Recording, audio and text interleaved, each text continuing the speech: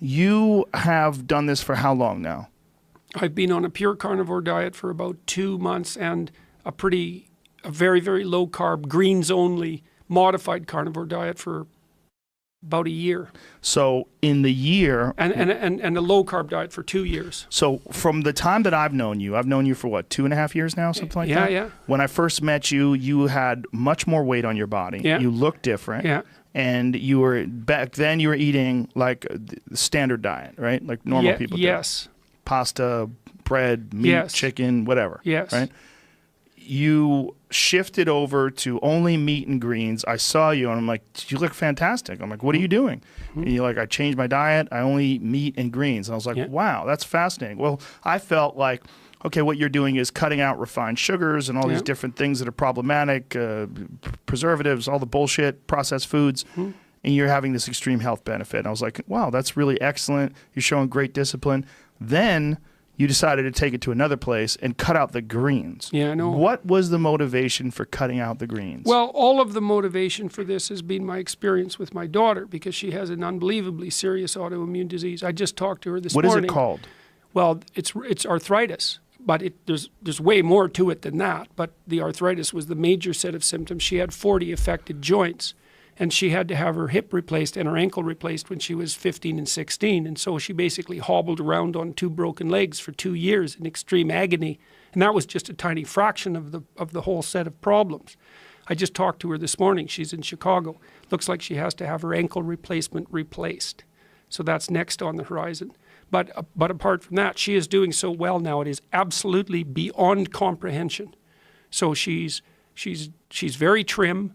She had a baby, but she's very trim. She's down to about 118 pounds. She's about 5'6". She's just glowing with health. All of her autoimmune symptoms are gone, all of them. And she was also seriously depressed, like severely depressed, way worse than you think. She couldn't stay awake for more than about 6 hours without taking Ritalin. And she was dying. And I had a cousin, my cousin's daughter, she died when she was 30 from an associated autoimmune condition. So there's a fair bit of this in our family. It was bloody bleak, I'll tell you. And my wife always had a suspicion that this was dietary related, and Why? Well, we did notice that when Michaela was young, if she ate oranges or strawberries, that she'd get a rash. Like there were, and then when she developed arthritis, if she ate oranges in particular, that would definitely cause a flare. It was the only thing we could see.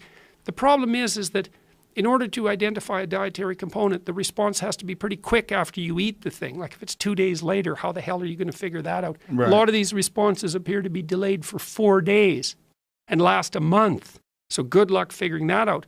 Anyways, Michaela noticed about 3 years ago, no more than that now, 5 years ago, she was at Concordia University and struggling with her illness and all the associated problems. She noticed that around exam time, she was starting to develop real skin problems. And my cousin's daughter, who I mentioned, had really bad skin problems and wounds that wouldn't heal. And that was partly part of the process that eventually killed her.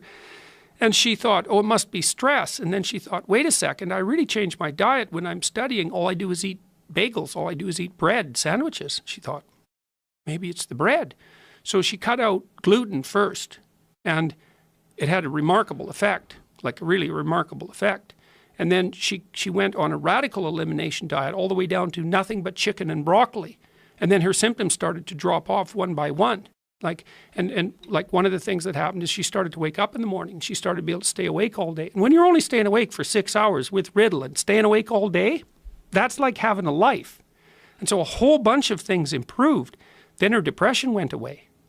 And I've had depression since I was 13 probably, and very severe. And I've treated it a variety of ways, some of them quite successfully. But it's been a constant battle. And my father had it, and his father had it. And it's all just rife in my family. And my wife has autoimmune problems in her. When you say depression, define it. How would you define it? Because that's a blanket term. Yeah. Well, imagine that you wake up and that you remember that all your family was killed in a horrible accident yesterday. You would feel that even if nothing was wrong. Yes. Just It's dread. actually worse than that. Because Really? one of the things Michaela told me was she thought, well, what's it like to be depressed? Well, imagine you have a dog and you really love the dog, and then the dog dies. And then about 3 years ago, our dog died, and that was Michaela's dog, and she really liked that dog. And she said, That was bad, but it's nowhere near as bad as being depressed. And I asked her too at one point when she was about 15 or 16. I said, look, you've got a choice, kid. Here's the choice. You can either have depression or arthritis. Which one? I'll take the arthritis. Well, that was after she'd lost 2 joints. So it was no joke. It's no joke, man. There isn't anything. No, I wouldn't say that. I wouldn't say there's nothing worse, because worse is a very deep hole. Right. But it's bad. Yeah, people will prove you wrong, right? Oh, yes, definitely. Worse is a deep hole. Anyways, her depression went away. All these symptoms went away, and like radically. So what changed her from chicken and broccoli to carnivore? Well, she kept experimenting, and she got very sensitive to all sorts of foods in the aftermath of that too. So this is why I wouldn't recommend that anybody does this casually, because we don't understand much about it. But the upshot was that, well, she kept experimenting, and she started to add things back and take them away. And sometimes when she added things, the results were devastating. She was like done for a month. She'd eat the wrong thing, done for a month. All the symptoms came back, the depression came back. She thought that her whole dietary theory was wrong because it lasted so long and was so extreme. And it's like it took her 2 years to figure out that really what she could eat was beef and greens, and then she figured out that she could only eat beef. So the greens themselves. Well, look, so what happened? Okay, so 2 years ago she said, Dad, you have to try this diet because you have a lot of the same symptoms as me. Now, I didn't have arthritis, but I had a lot of the other symptoms. And I thought, oh, Christ, okay, Michaela, I can try anything for a month. She said, try it for a month. I thought, okay, whatever. I can hang by my fingernails from the windowsill for a month. It's like, it's just not that big a deal. And so I went on a really low carb diet. Okay, so this is what happened. I had gastric reflux disorder, and I was snoring quite a lot. I stopped snoring the first week. I thought, what the hell? That's supposed to be associated with weight loss. Because I had gained some weight. I weighed about 212 pounds, and I'm about 6'1½", so that was my maximum weight. I stopped snoring, which was a great relief to Tammy.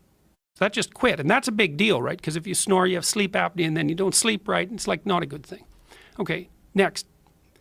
I started waking up in the mornings. I'd never been able to wake up in the mornings my whole life. I always had to stumble to the shower, and then maybe I could wake up. It took me an hour, and I felt terrible. And so all of a sudden I woke up, and it was like, oh, look at that. I'm awake in the morning, and I'm clear-headed, and things aren't gloomy and horrible. It's like, well, isn't that weird? Then I lost 7 pounds the first month. I thought, 7 pounds, that's a lot in a month. And I'd already gone for a whole year on a sugar-free diet, and I didn't lose any weight. And I'd been exercising. Sugar-free, but did you cut out bread and gluten? No, it was just no desserts, no sugar. No, and I thought that might do it. Didn't make any difference at all. 7 pounds.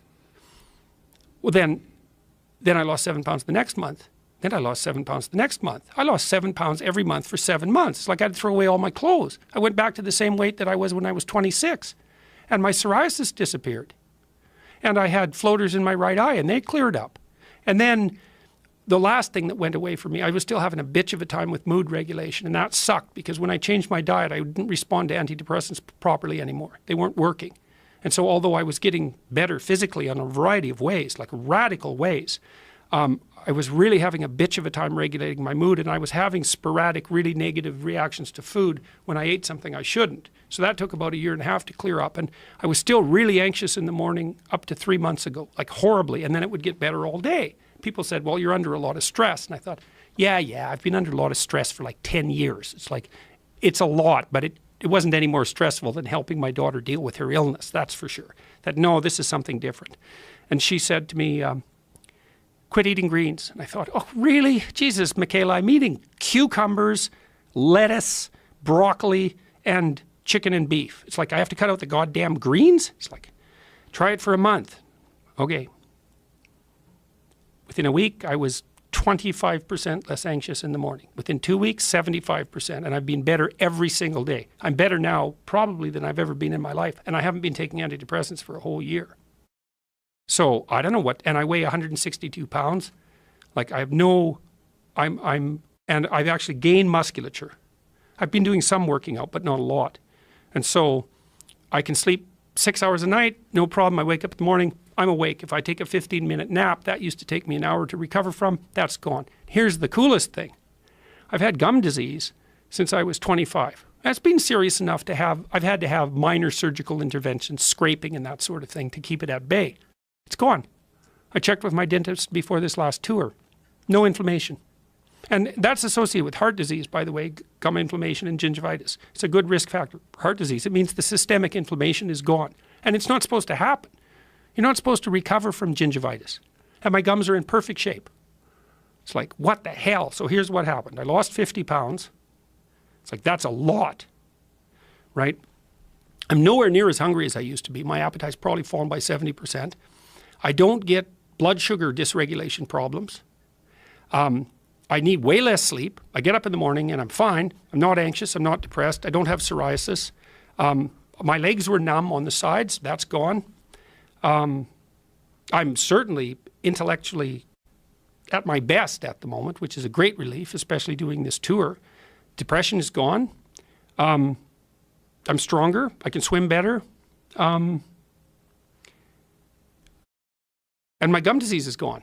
It's like, what the hell? And you've done no blood work, so you don't know what your lipid profile is, or no. I'll get that done again when I go back. Do you to take any Toronto. vitamins? No, no. I eat beef and salt and water. That's it. And I never cheat, ever. Not even a little bit. No Nothing. Soda, no wine. I drink club soda.